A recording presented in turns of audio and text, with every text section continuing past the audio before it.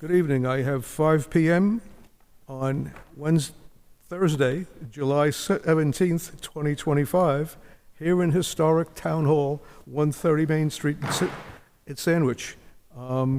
We are being televised and recorded by Sandwich Community Television. May we convene the open meeting with start with a pledge of allegiance, please.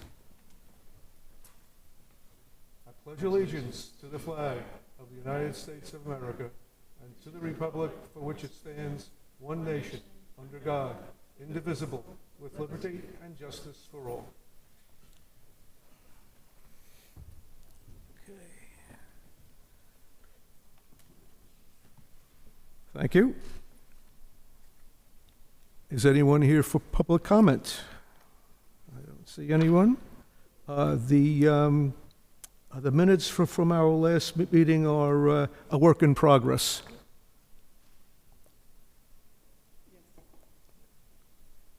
Town manager report. Really where we just met last Thursday, and then most of us were at a meeting on Tuesday night. Really didn't have much to report out. I know our next meeting is at the end of the month. Actually, the beginning of the following month on Thursday, August 7th is our next planned meeting. And really that's about it. I know we're going to talk about Tuesday night later on in the agenda. Okay. Anybody have anything for Mr. Dunham? Okay. Correspondence, statements, announcements. Okay, I just have a couple, please. The Finance Committee met on July 15th, Tuesday night.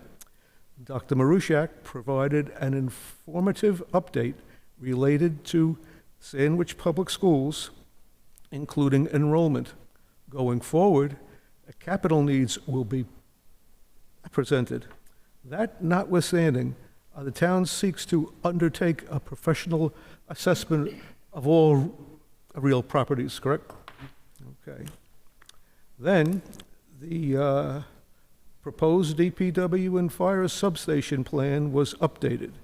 Development of the concept has taken place via input from a diverse subcommittee over the past 4 years. There were very informative presentations by Town Manager Dunham, Assistant Town Manager Harper, Fire Chief Burke, DPW Director Tilton, Mike Richard from the Western and Sampson Design Team, and Taylor McDonald from Pomeroy Associates Consulting Firm. Community benefit, design, operational safety, utilization, and estimated construction costs were all discussed. It seemed that FinCom was generally appreciative of the information and is looking forward to another related meeting in mid-August. A public comment was expressed concerning the cost would be detrimental to an aging tax base, and the opined plan was, in general, poorly conceived. Having been a part of the effort from day one, my disagreement with these perceptions will remain respectful. Thank you. Anybody else? Okay. Staff meeting? No, right? Okay. Old business, fiscal year 2026 budget update. Just to follow up from our last meeting, we had the conference committee state cherry sheet numbers, and then since then the governor has signed off on and the budget was formalized. So these, when I say final cherry sheets, they're what's projected for the next year. It doesn't mean that they can't go back and change them, but they rarely do. So those numbers are in your packet.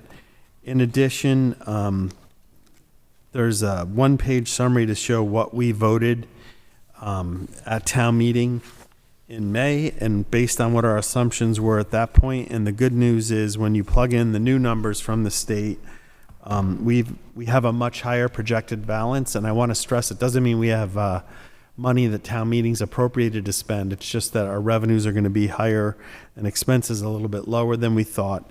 And so if we wanted to spend any of that, it would require a town meeting vote before we set the tax rate. So I don't think we anticipate having to do much there unless the Select Board, School Committee, and Finance Committee consider the additional Chapter 70 money the state appropriated, but that would be up to you guys over the next several months. And as the board knows better than anyone, no special town meeting's been scheduled yet at this point. So again, it's just sort of a snapshot of what the budget balance would look like based on the numbers that we had. As always, we can't spend $1 unless town meeting's appropriated that dollar. And I know the board's familiar with this, but if anyone looked at the packet from home, you know, we're projecting, the numbers came in about 600,000 better than we expected, but don't forget we had already set aside 3.1 million that we weren't planning on using. So in effect, we have close to $4 million that we, if we wanted to go to the voters, we could spend with their support, but we haven't done that. Okay, thank you. Any questions for Bud on that?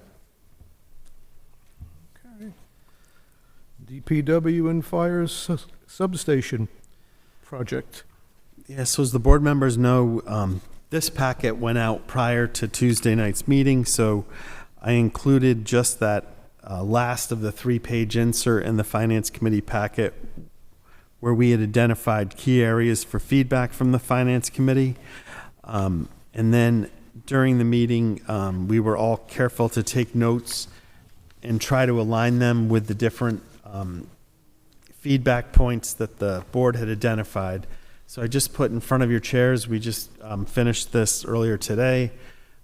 It's a combination of my, Heather, and Bill's notes from the meeting. We tried to put in red what we had heard on each of the topics. If there were things that, if there were like data or information that was requested that we already know that number or answer, we put that in this summary. And then I think for those of you that were there, a lot of what was brought up was sort of unclassified based on the areas that the board was looking for feedback on. So we worked together to summarize those at the end of the 3.5, 4-page summary. So again, I don't know how much you want to talk about this, but so that represents that. And then you'll see at the end of those notes, we identified sort of from a really big perspective, what are the options, some of which were discussed, some weren't. And Heather put together the spreadsheet that you see, the large landscape multicolored spreadsheet that shows you across the top different options and sort of what some of the issues that we'd have to address related to those, timing, you know, what votes would be needed, cost estimates, et cetera, underneath. And I think the more, like internally as staff, we talked about Tuesday night's meeting. I think we personally feel that we need to get a little bit more direction from the board before we go ahead and get the project team together again and decide what to focus on. There were a couple of basic financial historic requests that we got that we'll be working on to get that information back to the Finance Committee and yourselves.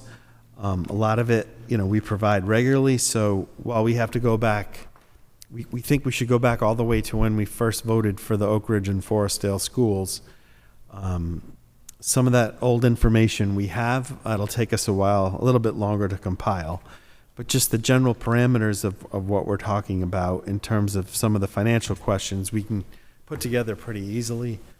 And just ask if Heather wanted to add anything. The only thing that I would add is when you look at, if you do take a look at the spreadsheet, these aren't options that we're presenting. These are what we heard in the dialogue as the options the town could consider. It's not complete, it's a total draft.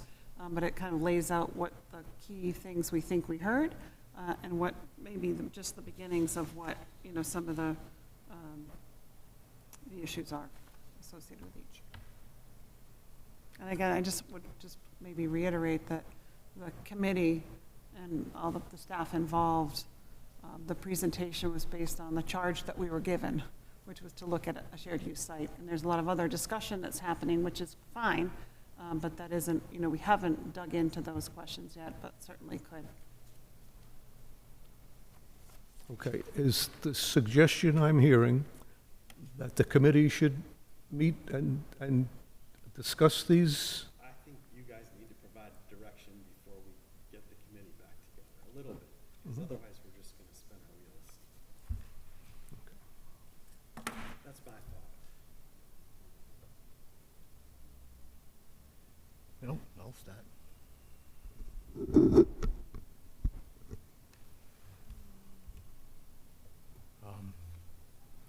Yeah, after that meeting on Tuesday, I kind of got the feeling that the Finance Committee was about cost also. As I presented, as I did to our board, about putting the building in the hole in the $10 million site cost. Moving the gas pump was another $1 million, the salt pile was another $1 million, up to about $12 million. I think that the taxpayers are not going to vote for it with the cost that we've come up with.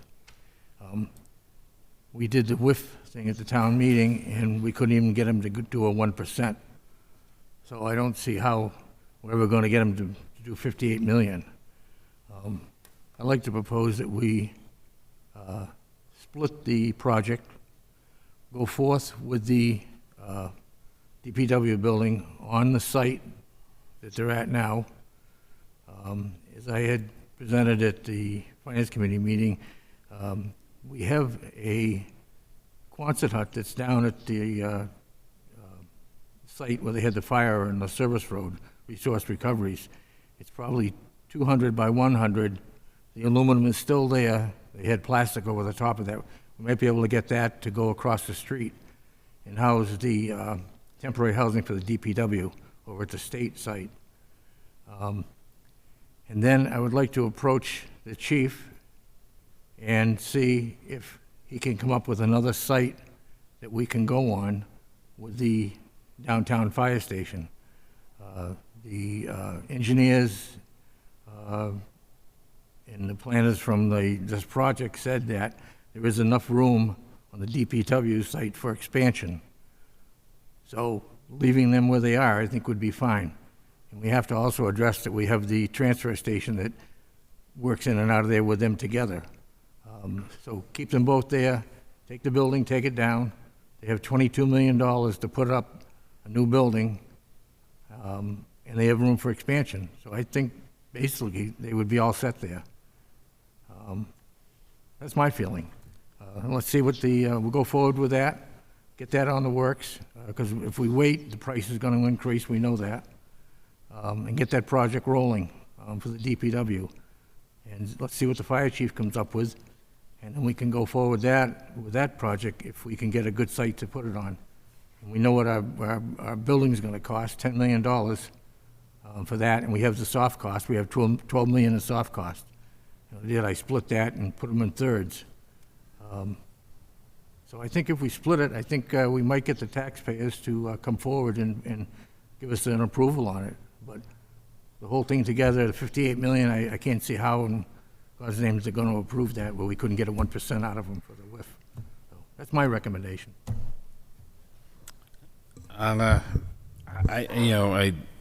understand that, and I think that in talking to the chief when he came in here, is that I think that the site by the transfer station or the DPW garage, I think, was his first choice. I think that was, from a service level with the town, ease of access to the highway, the Charles Street access in the back. And I mean, we've done so much work on this, and these are, I look at the work and the engineers and the design that they've done.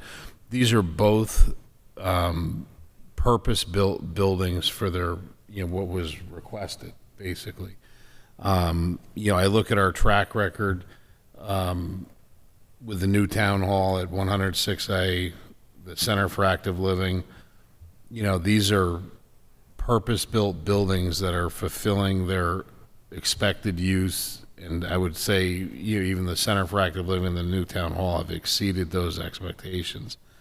I think that both of these buildings, as much as I don't like, paying taxes just like everybody else, that,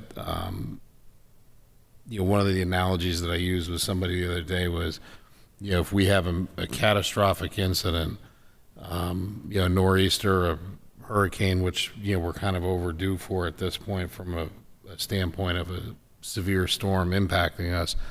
If you lose the fire station on 6A, I talked to some friends in the insurance industry and whatnot. If our fire rating changes, your homeowner's policy is going to exceed, the change in policy cost is going to exceed what we're asking for monetarily on an annual basis. Speaking for myself, I'd rather give the less than the increased. I mean, you're talking, one of the insurance guys that I talked to said that, the cost could be in excess of $500 a year, I think. But if I'm not mistaken, we were asking for, I think, $300 on average, $280, somewhere in there. I'd rather give my $300 to the town and get a better DPW and better fire service coverage for everybody that's, I think is needed. I think that these buildings, they've put a lot of design and effort into it and location. I agree the price tag is high, but, some of these things are, there's a lot of needs. It's just that this is the next one, and I think that it's due and it's needed. God help us if we get one of these storms that really causes, catastrophic damage, and then we have to relocate the fire station. That's not only, it's not just moving trucks, it's moving employees, personnel, sleeping arrangements. There's a lot of costs that go along with that, as well as, building a building that's purpose-built to fit, a ladder truck in there. There's other, there's a lot of considerations that went into this. I, for one, I'm going to probably, on the opposite, the polar opposite, I think that my suggestion would be to support the project as it is, put it to the voters. If the voters, turn that down, and I understand the cost implications for everybody in town, but, the other part of me is that we were tasked with this job to bring something back, and that's what we've identified, the best location, the best build out for these buildings, and bring it to the taxpayers and let them decide. It's not necessarily us deciding for them, it's letting them decide for themselves. But that's my... Well, we have to decide to keep the ball rolling. Right. And I am not in favor at all of splitting the project. I think it's a lose-lose, and I think that both services would be where they need to be in order to properly function and enhance the community. Please. Well, I'm also for advancing the project, and it doesn't take away our options by advancing it. It doesn't take away our options to change something between now and when we put it before the voters. It's difficult to take on projects like this for any town at any time. And part of our charge as the leadership of the community is to convince people that it's a good idea and that it's well thought out and that the things that are in there are necessary. And leadership is taking people where they otherwise would not go. Leadership isn't following the mob. Leadership is leading people, saying, this is what we need to do. And if you think about Sandwich and think about how we've changed, say, over the last 50 years, and you look at the effort that went into constructing schools and renovating schools, including the high school, including the wing school, including building Oak Ridge and Forestdale. And now at the same time that we were doing that, we renovated the East Sandwich, we built the East Sandwich Fire Station, we built a Forestdale Fire Station, we renovated the main station. We come back in while we were doing all of that, we bought the Ryder property, we bought the Agilent property, we bought the golf course, we bought the maple swamp. We didn't stop functioning as a town because we had potential debt on the horizon or we were carrying debt from the past. It's just the way it is. You don't get off the train and make a decision, then jump back on the train. You have to keep the train going. Just like we did for the 48 years that Mr. George was on the fire department. During that time, what did we do? We built all those stations I mentioned. We renovated all those stations. And we had to do it all at one time. And so my opinion is leave this to the board. Let us continue back to the committee, come up with some alternatives, and then advance the project. Please. But just one question, Aurora, Heather, is that we also, in the near future, if I remember from the spreadsheet, we do have some debt that's coming off the sheet that would offset some of this as well, correct? Yeah, there's a graph in the budget binders that shows like the next 20 years, and but it also looks back at like 15 years, and our debt 15 years ago, almost 20 years ago, was almost twice of what it is today. But then as it dropped off, we went about a decade without really adding anything new. And then all the recent projects that people have mentioned, that caused it to go up again, but still not as high as it was 20 years ago. And now it's starting to get paid off. As was talked about Tuesday night, really the only two major projects that we foresee, and they're significant, are at some point we'll get that building review or assessment of school and town buildings. And I think just from our own knowledge, and you think of the size of those buildings alone, the school needs are probably going to be very significant compared to the town's needs, because we have renovated a few things recently and most of our buildings are much, much smaller. But that, like, we don't know what that number will be. And then the big thing that's sort of totally out of our hands in terms of requirements is the wastewater needs.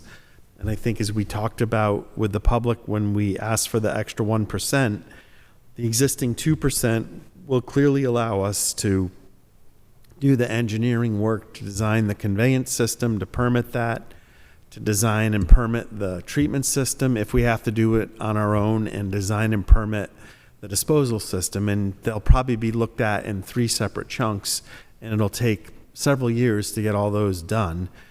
By the time we actually ask people to fund the, you know, what you're seeing down Cape, we should be less than, but it's still, you know, could be 150 to 200 million based on the spreadsheet and those comparisons that we looked at from Wright Pierce a handful of meetings ago.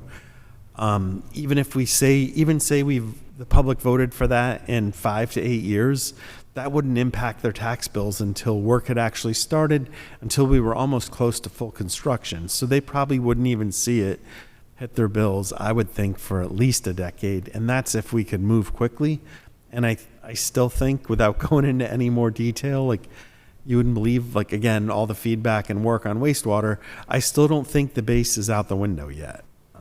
There's still things we're hearing. You know, I think our foot's out the window if we have to get out fast, but we aren't required to yet. So I think we'll know better on all those things. One of my fears about the school report, like, because we did have a really good remote meeting with Dr. Maruschak and Michelle Austin and Heather, myself, and Bill with a company that provides those type of services.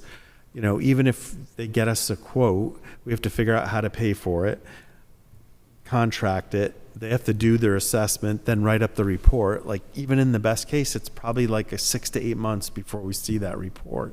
And just hypothetically, say that number's 100 million. Well, then we're going to decide, okay, well, what do we do with it now? You know, if history has shown us anything, when we get a report, we typically want to study it and figure out how best to attack it. We don't always just jump right in. So I think with a straight face, those are the 2 big projects. The wastewater, we know, and it is those real costs are further down the road, but they're coming. And then, you know, just what that assessment number would look like. Yeah. Those, I can't think of any like And I'm not talking like, oh, we need to put a couple $1 million into this or $1 million into that. I'm talking, you know, $10+ million projects that you could only fund through a debt exclusion. Yep.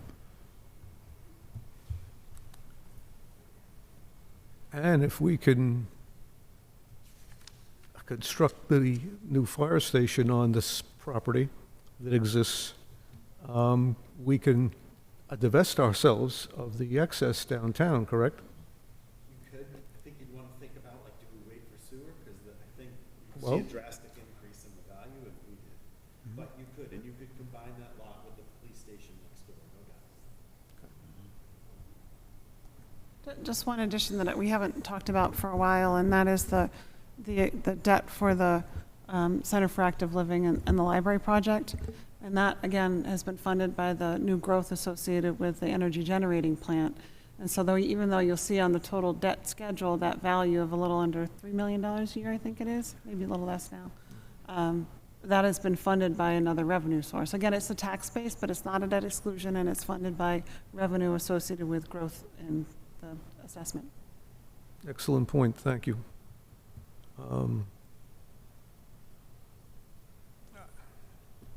Unfortunately, in certain respects, that progress costs money, and as does safety. And I think we're headed in the right direction, and we have these other sources that buoy us up to a certain extent.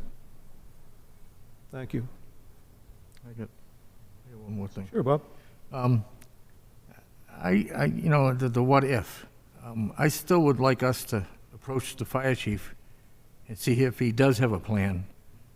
Because if he has a plan, it's a good plan, and we don't use it, we'd be sitting there going, well, we should have asked him. So I'd like to just approach him and see what he can come up with. Mr. George, I Yes. don't disagree, but he participated in this plan. Right. He was a major participant I agree. in this plan. He has, even on Tuesday night, expanded I know. his support of this plan. I understand. So what do that. we want him to do? I would ask him, with a $58 million price tag, that changes the whole ball. He knows what the price tag is, Mr. George. I know, and the people in town know also, Charlie. But that's my recommendation. If you don't want to do it, it's fine. So later on, if he had a plan, you don't use it, okay. The other thing I want to bring up, and when nobody is talking about it, if you look at the fire the other day in Fall River, okay, they had, I think, 70 people in that complex. We have got 2 complexes coming up right now in the town of Sandwich. I think both of them are close to 135 people each. What's going to happen when those buildings are full of people and we need more fire protection? We need more men on the department. President Kelly of the IAFF just met with the mayor up there, and they just emergency funds, and they got a grant, and they put on more men and a couple of more engines. And I think we're going to be facing with the same thing. We've got 135 unit, 2 of them coming in. And I went to one of the meetings and I brought up about, why don't we have the people that are constructing it support 2 or 3 firefighters for 10 years, maybe even a ladder truck. And that's been done in other communities throughout the state, and the whole country. But we got to think about what's going to happen when those buildings are full. We're going to have the potential of what we had in Fall River. So just think about that. That's going to be coming down the road. So what's going to happen when we do that, and if we spend $58 million and we need more manpower because we've got these 2 complexes now? So that's another thought that you better think about, because it's going to happen. It's coming. So, but that's my thought. If you don't want to do it, don't ask them. See what happens when you go to town meeting.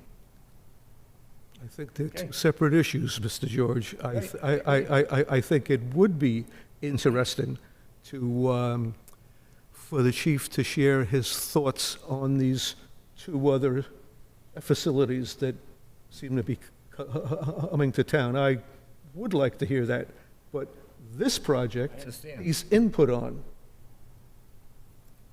I think you'd have to do both, chiefs, if you're gonna have that conversation, because the influx of, you know, that volume of people and, you know, those settings, and, you know, police as well.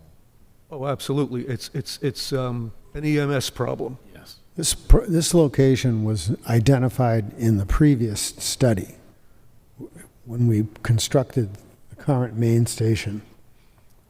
This was pointed out to us. This isn't new. Having a substation at Exit 2 is not new. This has been talked about for at least a decade, that it's the best place from a fire protection and a rescue standpoint, the best place in town to site a substation. That's not coming from our in-house fire chiefs.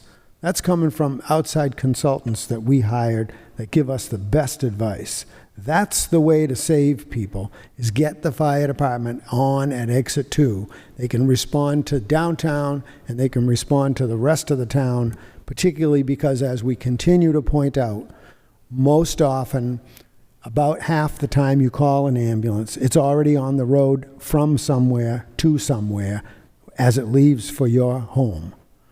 So these are issues that we already know the answers to these. We already know this. Yes, Ms. Harper. Two comments. One is that, there was a lot of very deliberate review of the housing development that's replaced the wing school.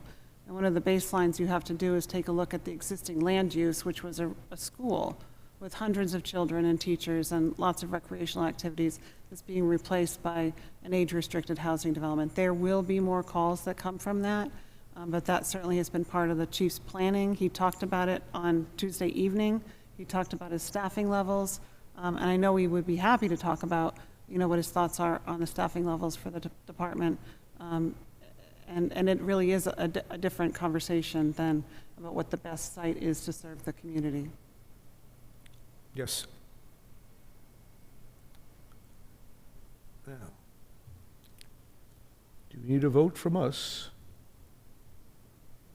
We have one member short. Can we take a vote?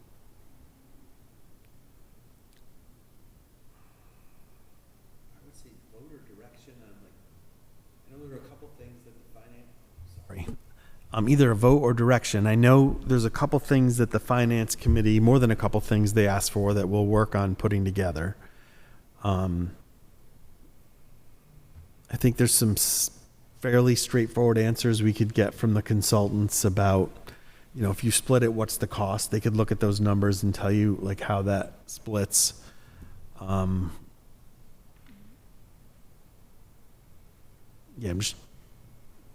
if you want us, the group, to continue to proceed as we have been, and take a couple of several of the comments to heart. Is there a way to cut back a little bit more? I know, Chief Burke has thought a little bit about could you reconfigure a little bit? I know there were some comments that we could do to look at that. I think it's not going to change the numbers drastically, but it would change the numbers. That's fine, but we're still proceeding. That's, I think that would help us to know that you want us to keep going with what we've been doing. Okay. And just one other thing was, and this is, jokingly, this is my Mike Miller question, for those at home. Yeah. Could you just explain the timeline with proceeding forward as is, when it would go to the voters, when it would, if we changed it and did something else, and then I know that there's a percentage that they use on an annual basis for increase in cost. So if we delay it, what that. Yeah, so far, between, I think, 3 different town meeting appropriations, plus a little bit of money that we spent inside our operating budget in professional services to help with some of those studies, and some of the emergency management money we get from the power plant, we've spent, this is really rough, $450,000 to get us to this point. We really don't have any substantive money to do a higher level of design plan, so your numbers would be, firmer. So that's why you see with a lot of the projected costs, it says, there's contingencies on things. So they're really just on schematic design right now.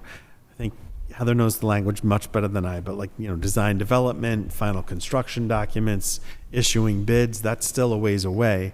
And when you know the cost of what architects and engineers and what owners, project managers get as a percentage of the total project, we would need a debt exclusion just to fund that part of it. It's in millions, not hundreds of thousands. So except for some fine tuning, trying to respond to questions we get, we don't have a whole bunch of money left to do things differently.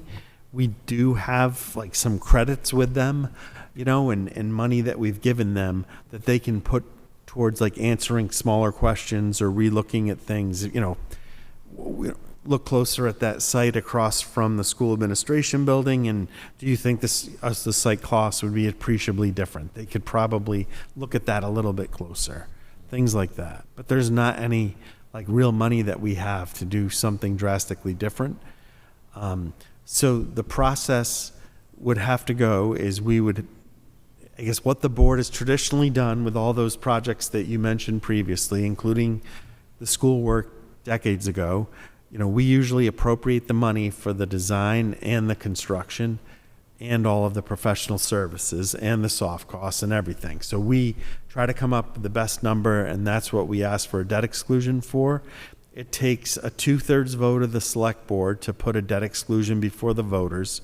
So where there's 5 of us, it would have to be at least a 4-1 or a 5-0 vote. Then when you go to town meeting, because you're getting permission to issue debt, you need a 2/3 vote for that. And then you have to have a ballot question, a townwide ballot question, either at the general town election shortly after the annual town meeting or a special townwide election. And that is a simple majority. And then typically, and I don't want to get too confusing, but whatever the number is, you usually don't borrow to pay all that cost for mostly for the design and construction. We would do temporary short-term borrowing for the design, for the bidding, for some of the technical stuff, and then once we went out to bid with the construction, we'd get a projected timeline of when bills would come in, and with that information, our financial advisors and our finance director and town treasurer would advise the board, we think we should issue debt now, or whenever, and there's 2 ways you can issue debt. They'll give you both numbers and they'll recommend which one we go with. And then once you give the okay, the debt's issued probably 2 months after that, because there's a whole bunch of legal documents that need to be put together. The debt's issued. We cross our fingers that the bids are going to come in within the dollar amount that we have. If they do, the experts, check references, past projects of whoever the low bidder is. They come back to you for your vote to award the contract, and then we're on our way. And then, I guess, and I'm stealing this from what was said Tuesday night and what's been in our project team's discussions. Ever since COVID, the annual increase each year has been about a 5% escalation cost per year. I know years ago when we did the current public safety headquarters at Katuah and Quaker Meeting House, back then it was 3 to 4% a year. So it's gone up a little bit more annually each year since COVID. And I think they highlighted there have been some outlier years when it's gone up like 8%, but the longer term trend is closer to 5%. All of the numbers that you've heard the consultants estimate are projected on votes being taken by the town next calendar year. So as long as we voted the things that we highlighted over the next roughly year and a half, those numbers, I would think they would stay, are accurate.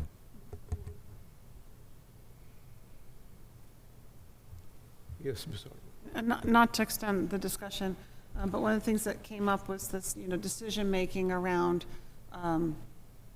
finishes and value engineering and those types of things, which I think is really important. The construction bid law change that happened that requires a construction project manager requires that value engineering to happen through the construction process, which is why you have a project manager. So those types of decisions about, are we going to do the cedar roof, or are we going to do a metal roof? Those types of decisions happen during the design process, so those don't need to necessarily be part of a scope reduction. Those decisions haven't been made yet. Any scope reductions we do now will be programmatic scope, and ideally they'll be programmatic scope that don't limit the intended purpose of the building. Yes. Agreed. The other thing we haven't done is we're essentially going to the Finance Committee to sell the project.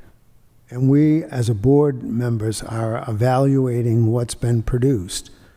But so much of the detail that would go towards selling the project.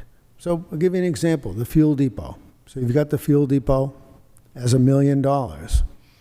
Well, it's not the fire department or the DPW's fuel depot.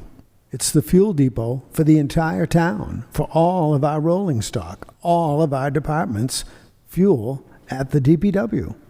And there's tremendous financial benefit to it for us as a town. We escape the road tax, and we buy at a wholesale level, we buy fuel. Tremendous savings. So that's cooked into our project, but it's not really about that project. Now, there are many other things that would go with that. For example, stormwater around the DPW, which now is just goes wherever it wants to go.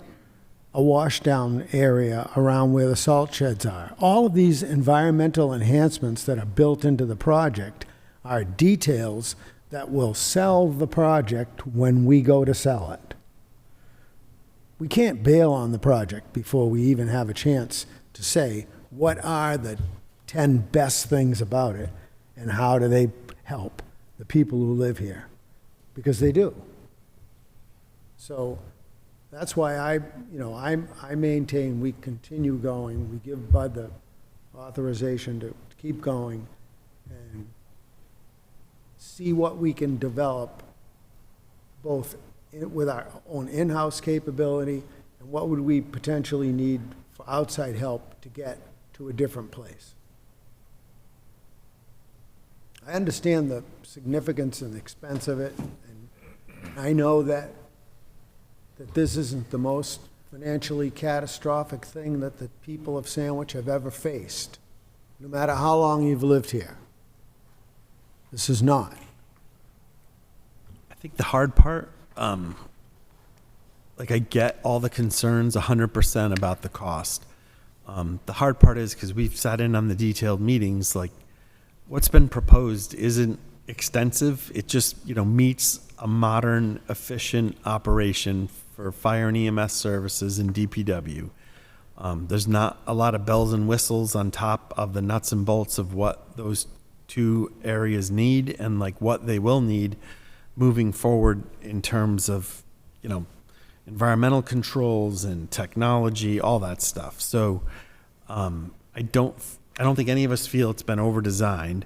The hard part is the cost per square foot has just literally tripled since when we bid most of the projects that the public and the rest of the boards and committees in town are familiar with. So in a weird way, thank goodness we built fire headquarters and police headquarters and renovated East Sandwich and renovated the library and the Cal building in 106A when we did. And in hindsight, I wish we could have, chipped away at this one, but that was light years of progress. Yeah. And those things I just mentioned were built because we went, and this is hard to believe, the last time the town of Sandwich issued debt for a municipal building being constructed was when the police station was built on 6A, I think in 1972. So we went from 1972 to roughly 2015 or so, not doing anything, when at the time, the only school that existed was the wing school. So we built the high school from scratch. We built Oak Ridge and Forestdale. We renovated the high school. We did additions on Oak Ridge and Forestdale. All that. And on Wing. Before we touched, and Wing, before we even touched any municipal building with debt. Yeah. And it's the tough part is the 15 years we weren't able to get support to do things. And I think we're paying the price for that a little bit now. But I think people back then would have said, in their opinion, the economy wasn't great. We couldn't, it was not the right time to do it, from the leaders of the town, chief executive officers deciding when to present things to the voters. So and if you look at what's happening in bid projects, throughout Massachusetts, not just Cape Cod, that square footage is what people are having to pay. Yeah. If you do major work on your home, what's the price now versus pre-COVID? If you buy anything, or even if you sell something, things are worth more money than they were. It's just the way it is. Inflation is a sad reality, yes. Yep.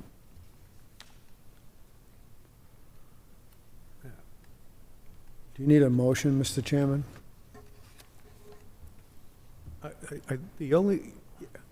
Yes, I think so.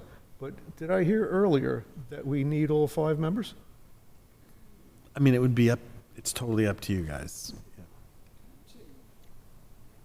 You'll need all 5 members to vote this to exclude the debt and place a ballot question on the Yeah. committee warrant. To advance the project to the next level, we'll need, So is that a motion, Mr. Ellis? yes. Yeah, I'll move we, authorize the town manager to continue this effort and report back to us, so simultaneous with the finance committee questions that we're answering. Second. Motion to direct progress by Mr. Ellis, second by Mr. Hockter. All those in favor? Aye. Aye. Aye, 3. All those opposed? 3-1. Okay.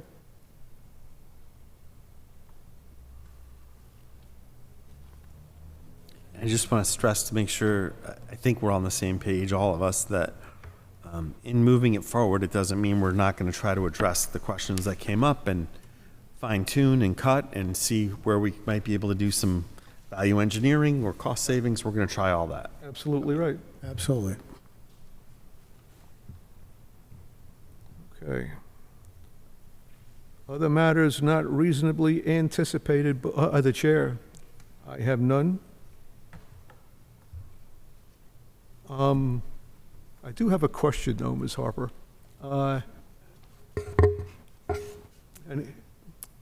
Any bids yet on the annex? We won't see anything until at least the 15th of August. Okay. When they're due. But the interest is much, much stronger than it was the last time. Terrific. That's good news. Thank you very much. Okay, on to new business. Recommended Conservation Commission alternate, Katarzyna Kos, as submitted. There's a letter in our packets, and I believe she's been endorsed by the commission, if I'm reading this correctly.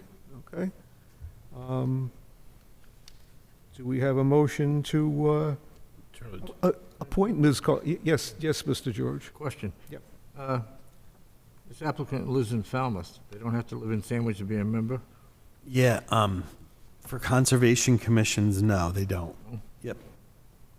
Many times they consider someone from another town because they may have some special Expertise. knowledge that would be a benefit Expertise. to the committee on something. Yes. Okay. Okay. Motion then? Make a motion, we appoint Katarzyna Kos as an alternate member to fulfill an unexpired term ending on June 30th, 2026, with the Conservation Commission. Second. Motion by Mr. George, second by Mr. Hockter. All those in favor? Aye. Aye, 4-0. Other matters not reasonably anticipated by the chair? I have none, yes. Can I just add one really quick one? When we get to the motion on the executive session, when it says National Prescription Opiate Litigation, and then it lists U.S. District Court, could we say including U.S. District Court? So just add the word including.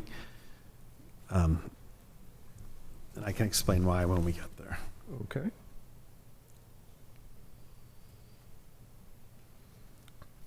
Okay. No other matters? I have none. Other matters on the new business? Okay, public comment, anybody else here for public comment?